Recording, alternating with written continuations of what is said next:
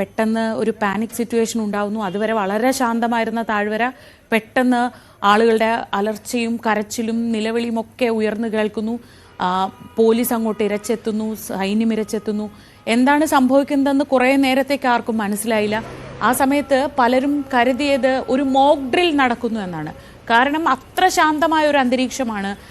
ഈ ബൈസറൺ വാലി അറിയപ്പെടുന്നത് mini Switzerland എന്നാണ്. ആ സ്ഥലത്തിൻ്റെ പ്രത്യേകതയാണ് അതിൽ ഏറ്റവും ശ്രദ്ധിക്കേണ്ട കാര്യം. അങ്ങോട്ടേക്ക് വാഹനത്തിൽ എത്താൻ കഴിയില്ല, ഒന്നുകിൽ കുതിരപ്പുറത്ത് അല്ലെങ്കിൽ നടന്നു മാത്രമേ അങ്ങോട്ട് എത്താൻ കഴിയൂ.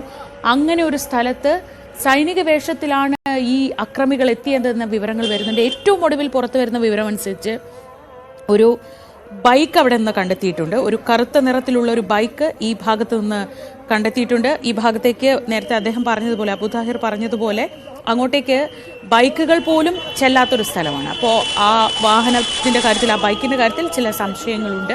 അതാണ് ഏറ്റവും പുതിയ വിവരം. ഒപ്പം പ്രധാനമന്ത്രി നരേന്ദ്രമോദി ഡൽഹിയിൽ തിരിച്ചെത്തിയിരിക്കുന്നു. ഭീകരാക്രമണത്തിന്റെ സാഹചര്യത്തിൽ സൗദി സന്ദർശനം വെട്ടിച്ചുരുക്കിയാണ് അദ്ദേഹം ഡൽഹിയിൽ തിരിച്ചെത്തുന്നത്. രാകേഷ് തുടരുന്നുണ്ട്. രാകേഷ്, പുൽവാമ ഭീകരാക്രമണം ഉണ്ടായ സമയത്ത് നമുക്കറിയാം രാജ്യം എങ്ങനെയാണ് അതിന് മറുപടി കൊടുത്തത് എന്നത് പിന്നീട് വലിയ ചർച്ചയൊക്കെയായി. പക്ഷേ രാജ്യത്തിന്റെ ആത്മവിശ്വാസം വീണ്ടെടുക്കേണ്ടതുണ്ട്. നമുക്കങ്ങനെ ഏതെങ്കിലും ഒരു ഭീകരർക്ക് മുന്നിൽ തലകുനിച്ച് നിൽക്കാൻ ഇന്ത്യക്കാവില്ല എന്ന മറുപടി നൽകേണ്ടതുണ്ട്. അതിനു തക്ക തരത്തിലുള്ള ചർച്ചകളാണ് ഇപ്പോൾ നടക്കുന്നത്. ഇന്നലെ നമുക്കറിയാം സോഷ്യൽ മീഡിയ മുഴുവൻ നിറഞ്ഞത് ആ ഒരു പെൺകുട്ടിയുടെ ദൃശ്യമാണ്. വിനയ് നർവാൾ എന്ന ഹരിയാന സ്വദേശിയായ കൊച്ചിയിൽ ജോലി ചെയ്യുന്ന ഉദ്യോഗസ്ഥന്റെ ഭാര്യ.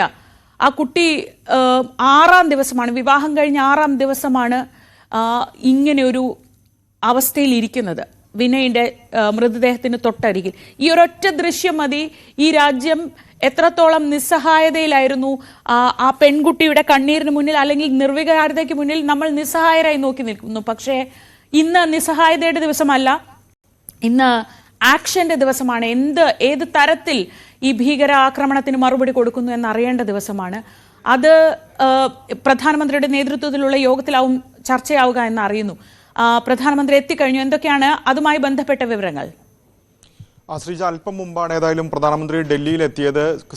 കാരണം ഇന്നലെ ഉച്ചയോടുകൂടിയാണ് അദ്ദേഹം സൗദിയിലെത്തിയത്. ഏതാണ്ട് 2 മണിയോടുകൂടിയാണ് എത്തിയത്. ഇന്ന് 2 ദിവസത്തെ സന്ദർശനമായിരുന്നു. അതുകൊണ്ട് തന്നെ ഇന്നാണ് മടങ്ങേണ്ടിയിരുന്നത്. പക്ഷേ ഈ സംഭവത്തിന് ശേഷം ഇന്നലെ അത്താഴ വിരുന്നൊക്കെ തന്നെ റദ്ദാക്കിക്കൊണ്ട് നാട്ടിലേക്ക് മടങ്ങുകയായിരുന്നു. മാത്രമല്ല ഇന്ന് ഏതായാലും പ്രധാനമന്ത്രി എത്തിയ സാഹചര്യത്തിൽ സുരക്ഷാ കാര്യങ്ങൾക്കുള്ള കേന്ദ്ര മന്ത്രിസഭാ യോഗം ചേരുന്നുണ്ട്. ഈ യോഗത്തിലായിരിക്കും തുടർ നടപടി അടക്കമുള്ള കാര്യങ്ങൾ വിലയിരുത്തുക. ഒപ്പം തന്നെ സാഹചര്യം വിലയിരുത്തുക ചെയ്യും. ഇതിനുശേഷം എന്തായിരിക്കും അടുത്ത നീക്കം എന്ന കാര്യങ്ങളൊക്കെ തന്നെ ചർച്ച ചെയ്യുക. ഇതിനോടകം തന്നെ ഭീകരർക്കായുള്ള തെരച്ചിൽ ആരംഭിച്ചിട്ടുണ്ട്. പ്രത്യേകിച്ച് ഇന്നലെ കശ്മീരിൽ ഒരു ഉന്നതതല യോഗം ചേർന്നിരുന്നു. അമിത്ഷാ അവിടെ എത്തിയ ശേഷം കശ്മീരിൽ മുഖ്യമന്ത്രി പങ്കെടുത്തു. ഒപ്പം തന്നെ ലഫ്റ്റനന്റ് ഗവർണർ ഒക്കെ തന്നെ പങ്കെടുത്തുകൊണ്ട് ഒരു യോഗം ചേർന്നിരുന്നു. അതിനുശേഷം ഇപ്പോൾ ഇന്ന് കേന്ദ്ര സുരക്ഷാ കാര്യങ്ങൾക്കുള്ള കേന്ദ്രമന്ത്രിസഭാ യോഗം കൂടി ചേരുകയാണ്. ഏതായാലും ശക്തമായ മറുപടി ഇന്ത്യ നൽകുമെന്ന കാര്യത്തിൽ സംശയമില്ല. അത് എപ്പോൾ എന്ന ചോദ്യം ആണ് ഉള്ളത്.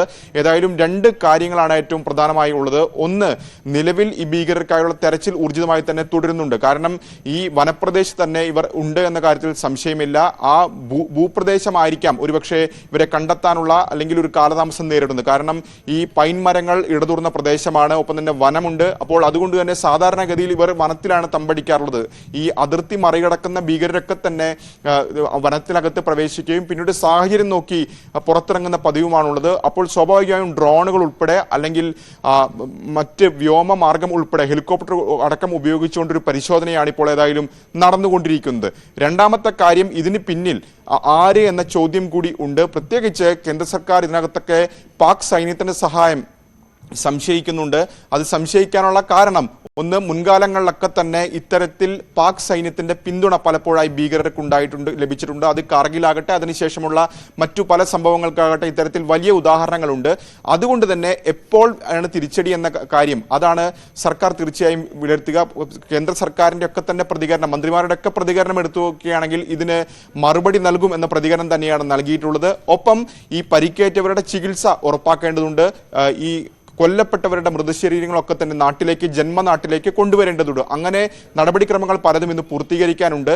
ഏതായാലും പ്രധാനമന്ത്രിയുടെ അധ്യക്ഷതയിൽ ചേരുന്ന യോഗം ഏറെ നിർണായകമാണ്. ഒരുപക്ഷെ ഉന്നത സൈനിക ഉദ്യോഗസ്ഥരെ കൂടി പങ്കെടുപ്പിച്ചുകൊണ്ടൊരു യോഗമായിരിക്കും ഇന്ന് നടക്കുക എന്ന കാര്യത്തിൽ സംശയമില്ല. മുമ്പൊക്കെ തന്നെ അത്തരത്തിൽ പ്രത്യേകിച്ച് സൈനിക മേധാവി മാത്രമല്ല മറ്റ് തരത്തിലുള്ള വ്യോമ മേധാവിയോ അടക്കം ഉൾപ്പെടുത്തിക്കൊണ്ടുള്ള ഒരു വിശദമായ യോഗത്തിലേക്ക് ഒരുപക്ഷെ കടക്കാനുള്ള സാധ്യതയുമുണ്ട്. കാരണം സമീപകാലത്ത് രാജ്യം കണ്ട ഏറ്റവും വലിയ ഭീകരാക്രമണമാണ്. അതിന്റെ ഗൗരവത്തോടു കൂടി തന്നെ ഇവരെയൊക്കെ ഉൾപ്പെടുത്തിക്കൊണ്ടൊരു വലിയ വിപുലമായ പദ്ധതി അല്ലെങ്കിൽ ആസൂത്രണമായിരിക്കും നടത്തുക എന്ന കാര്യത്തിൽ സംശയമില്ല.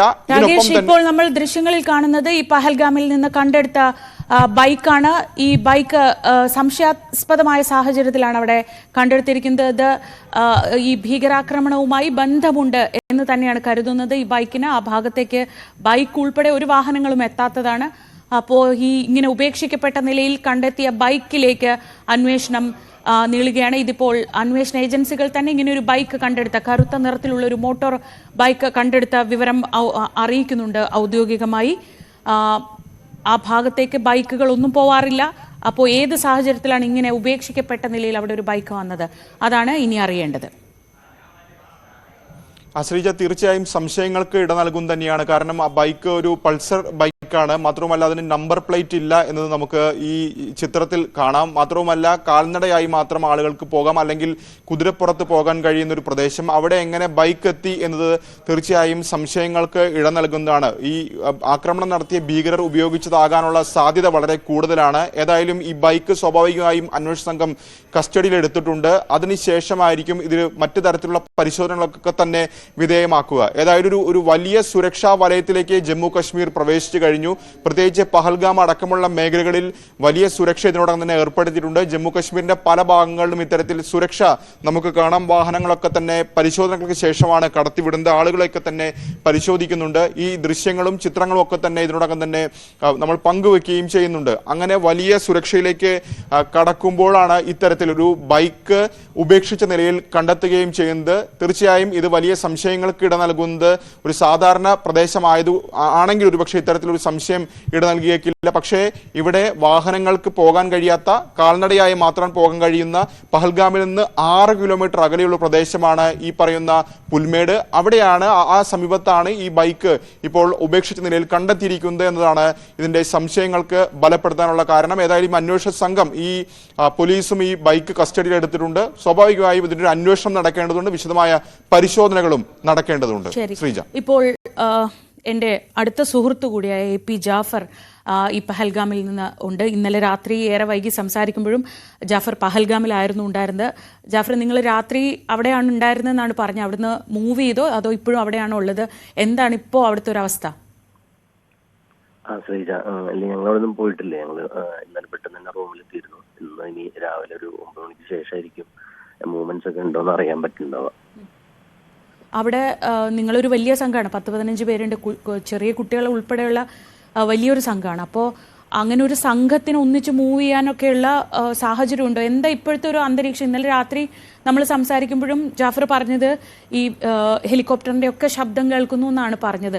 ഇപ്പോഴത്തെ ഒരു അവസ്ഥ എന്താണ്? ഒരു സൈന്യത്തിന്റെ ഒരു പൂർണ്ണ നിയന്ത്രണത്തിലാണോ ഈ ഭാഗം? തീർച്ചയായിട്ടും അങ്ങനെ തന്നെ ആയിരിക്കുള്ളൂ. കാരണം ഇത് അങ്ങനെ ജനവാസ മേഖല എന്നല്ല, പക്ക ടൂറിസ്റ്റ് പ്ലേസാ. ഈ ഒരു സ്ഥലത്തേക്ക് വേറെ അങ്ങനെ ആൾക്കാരും വരേണ്ട ആവശ്യമില്ല. പിന്നെ അങ്ങനെ കാറിലൊന്നും വരാൻ പറ്റുന്ന സ്ഥലമല്ല, കുതിരപ്പുറത്ത് മാത്രമേ പോകാൻ പറ്റുള്ളൂ. അപ്പൊ ആ സംഭവം നടന്ന കുറച്ച് കഴിയുമ്പോഴത്തേന് തന്നെ മറ്റേ സൈന്യം ഇവരൊക്കെ എല്ലാവരും വന്നിട്ടുണ്ട്. എയർഫോഴ്സിന് ഹെലികോപ്റ്ററൊക്കെ അങ്ങനെ പറക്കുന്നുണ്ടായിരുന്നു. അപ്പൊ ഇന്ന് രാവിലെ പറയുണ്ടാവും. കാരണം എന്തായാലും ഇവിടെ ബാക്കിയുള്ള ആക്ടിവിറ്റീസ് എല്ലാം നിന്നുണ്ടാവും. നിങ്ങൾ ഇത്രയും പെട്ടെന്ന് ശ്രീനഗറിലേക്ക് എത്തുകയെന്നുണ്ടെങ്കിലും എല്ലാവരും ആവശ്യം അത് പറ്റുന്ന 9 മണി 10 മണിയൊക്കെ ആകുമ്പോഴത്തേക്കും. കുറച്ചുകൂടെ ഉച്ചത്തിൽ സംസാരിക്കാവോ? അതായത് ഈ സ്ഥലത്ത് അങ്ങോട്ടേക്ക് വരുന്ന സഞ്ചാരികൾ മാത്രമുള്ള ഒരു ഭാഗമാണല്ലോ. അപ്പോൾ നമ്മൾ ആ കാണുന്ന ഈ അപകടം നടക്കുന്ന സമയത്ത് ജാഫർ തൊട്ടപ്പുറത്ത് തന്നെ ഉണ്ടായിരുന്നു, നിങ്ങൾ അങ്ങോട്ട് പോകാൻ നോക്കുകയായിരുന്നു എന്ന് ഇന്നലെ പറഞ്ഞല്ലോ. അപ്പോൾ ആ സമയത്ത് അവിടെ ഉണ്ടായിരുന്ന മുഴുവൻ ആളുകളും അവിടെ നിന്ന് മൂവ് ചെയ്ത് കഴിഞ്ഞോ? അങ്ങോട്ടേക്ക് വന്നിട്ടുണ്ട്. ഒരേ സമയം തന്നെ അത്യാവശ്യം കുറേ ആളുകൾ എത്തുന്നതാണല്ലോ. അവിടെ ഉണ്ടായിരുന്ന മുഴുവൻ ആളുകളെയും ഇന്നലെ വൈകിട്ടാവുമ്പോഴത്തേക്കും അവിടെ നിന്ന് ഒഴിപ്പിച്ചോ? അതെ. അവിടെ ഉണ്ടായിരുന്ന എല്ലാവരും ഇന്നലെ ഒഴിപ്പിച്ചു. കാരണം ഒഴിപ്പിക്കാൻ കുറച്ച് ബുദ്ധിമുട്ടുള്ള സ്ഥലമാണെങ്കിലും കാരണം വാഹന സൗകര്യം ഇല്ലാത്ത സ്ഥലമാണ്, കുതിര മാത്രമേ ഉള്ളൂ. അപ്പൊ അവിടെ ഉണ്ടായിരുന്ന ആൾക്കാർ ഒരുവിധം എല്ലാ ആൾക്കാരും തിരിച്ച് ശ്രീനഗറിലേക്ക് പോകാൻ വേണ്ടിയിട്ടാണ് വരിക. അവിടെ താമസ സൗകര്യമൊക്കെ കുറവാണ്.